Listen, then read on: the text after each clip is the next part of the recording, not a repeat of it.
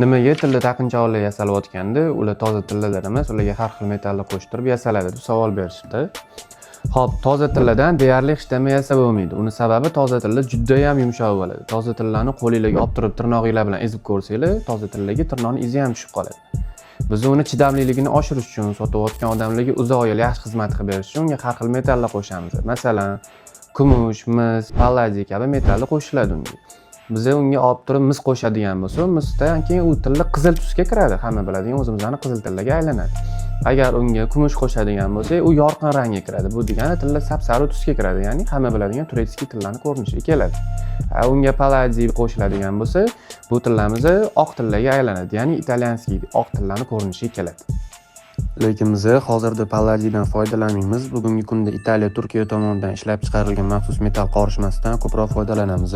Oq tilla uchun nikel, sariq tilla uchun tarkibida kumush va boshqa komponentlari bo'lgan qorishma, qizil tilladan bo'lsa tayyor tarkibida mis hamda kumush komponenti bor qorishmalardan foydalanamiz. Bizga obuna bo'lib qo'ying va shunaqa kerakli ma'lumotlardan xabardor bo'lib turing.